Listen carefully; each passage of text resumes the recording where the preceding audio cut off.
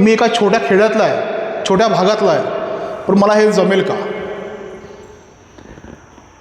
मला जमेल का हे न गता की मी ते अचीव करण्यासाठी काय केलं पाहिजे हे आपण पाहत नाही. म्हणजे आज खेड्यातली बरीच उदाहरणं आहे. म्हणजे आपल्याच सांगली जिल्ह्यातलं विश्वास नांगरे पाटलांचं उदाहरण आहे. IPS ऑफिसर, एका म्हणजे ग्रामीण दुर्गम भागातला कोथरूडमधला एक माणूस आज पुण्यामध्ये जाऊन IPS ऑफिसर बनतो. IPS ऑफिसर बनत नाही. जेव्हा 26/11चा हल्ला झाला तेव्हा ते कुठे असतात माहिती आहे ना? फ्रंटला असतात.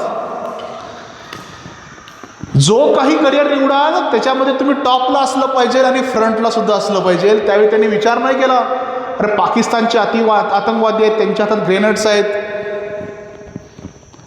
किती भीती वाटली असेल हो. आज गेलं म्हणजे मृत्यूलाच कवटाळणं. पण कोथरूडमधला एक सामान्य मुलगा IPS बनतो आणि 26/11मध्ये जाऊन त्या आतंकवाद्याचा खात्मा करतो. त्यामुळे आपण सगळे सामान्य घरातले तरी असू, पण आपण असामान्य लोक आहोत. या जगाचा इतिहास जर कोणी बदलला असेल तर तो सामान्य माणसाने बदलला आहे, असामान्य कर्तृत्व करून. आणि अशा प्रकारचं कर्तृत्व आपल्याकडून अपेक्षित आहे. बऱ्याच वेळा करिअर निवडलं, सगळं झालं, कॉलेजला ॲडमिशन घेतलं, आपण एखादं करिअर फिक्स केलं, पण आपण आपल्या जीवनामध्ये शिस्त आणत नाही. सगळ्यात महत्त्वाची जीवनात शिस्त आहे. तुमच्या जीवनात शिस्त नसेल तर त्या करिअरला काही उपयोग नाही आहे. तुम्ही ज्या ज्या मोठ्या लोकांच्या ऑटोबायोग्राफी मुद्दा म्हणून वाचा, म्हणजे इलॉन मस्क वाचा, तुम्ही काही वाचा, माझं काय त्याबद्दल म्हणणं नाही, पण सगळ्यांच्या ऑटोबायोग्राफी वाचा, म्हणजे आत्मचरित्र वाचा. किती जणांनी सक्सेसफुल लोकांचे आत्मचरित्र वाचलेत? सर येत नाही. आत्मचरित्र का वाचायची? त्यांचा संघर्ष आपल्याला माहीत पडतो, आपण वाचत नाही. कम्फर्ट झोनमध्ये आपण कवटाळतो आणि आपण आपला सत्यानाश करतो. ॲपल दरवर्षी एक फोन आणतो की नाही? ॲपल का आणतो? त्याला माहिती आहे एक विशिष्ट समाज असा वेडा झाला आहे की मी मार्केटमध्ये काय आणलं त्याच्या मागे पळणार, बरोबर की नाही?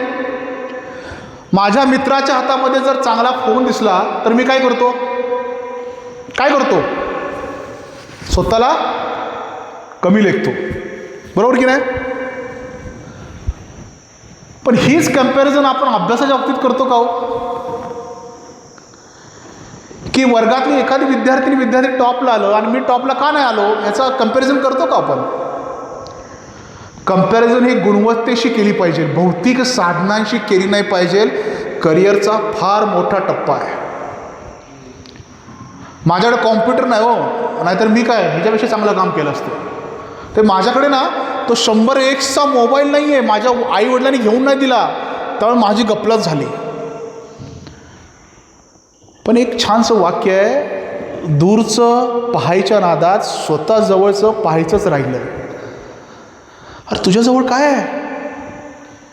बघ ना, तुझ्याजवळ पुस्तक आहे, तुझ्याजवळ आई आहे, तुझ्याजवळ वडील आहे, तुझ्याजवळ छप्पर आहे, 2 टाईमचं जेवण तुला मिळतंय, तुला भिक्षा नाही मागावी लागत, तुझ्याकडे मित्र आहेत, हे पाहायचं हे राहिलं बाजूला. भौतिक सुखात आपण एवढे गुरफटलो आहे की आपण आपले ध्येय, ॲम्बिशन, ॲस्पिरेशन सगळं बाजूला ठेवलं आणि आपण त्यामध्ये खोल जातोय. मला सांगा, आयुष्यामध्ये मला हे बनायचं आहे, तरी हे बनण्यासाठी काय करावं लागतं? असं किती जणांना विचारतो आपण.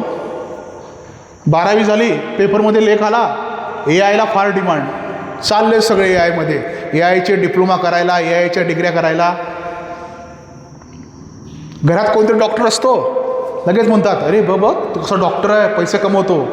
सगळे चालले मेडिकल फील्डला.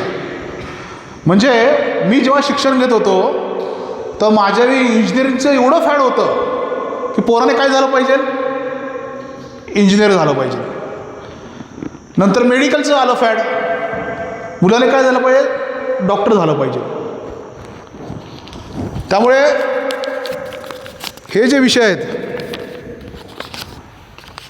की काय झालं पाहिजे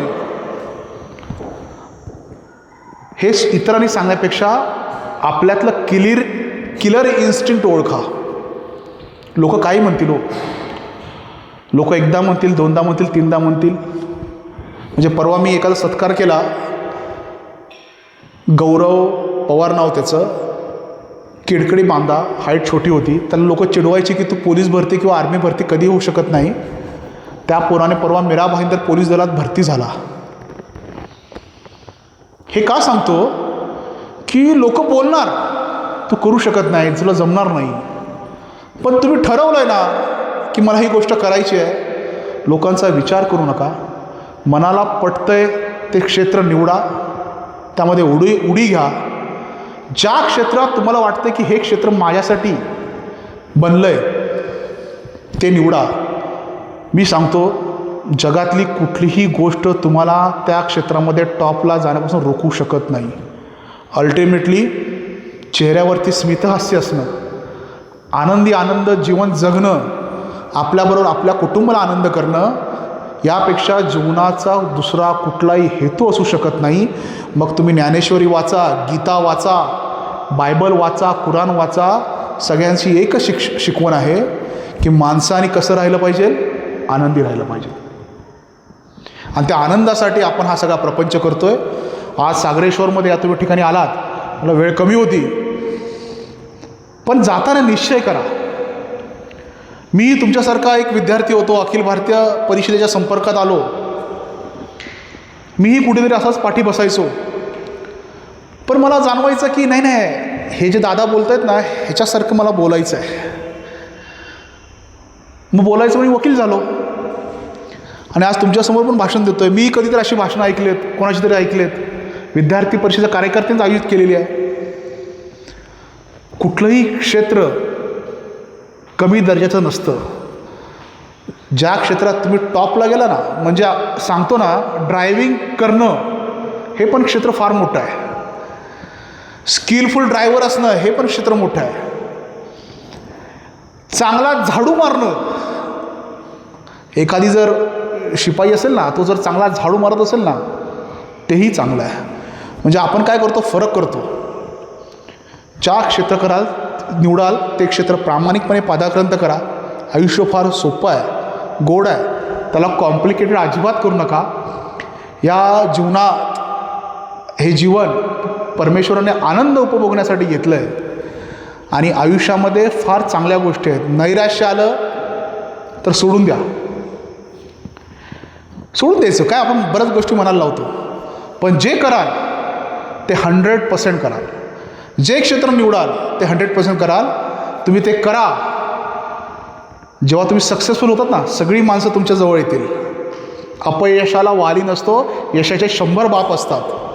त्यामुळे करिअर गायडन्स या विषयाला एक वेगळं आकलन देण्याचा मी प्रयत्न केला.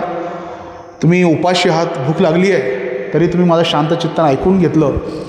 अखिल भारतीय विद्यार्थी परिषदेच्या अशा शिबिरातून मी घडलो आणि अखिल भारतीय विद्यार्थी परिषद हे देशभक्तीचं दुसरं नाव आहे. मला वाटतं तुम्ही या शिबिरात आलात, मला वाटतं इथे तुमची सुरुवात आहे. अखिल भारतीय विद्यार्थी परिषदेची ट्रेन पकडा, त्या ट्रेनमध्ये स्वार व्हा.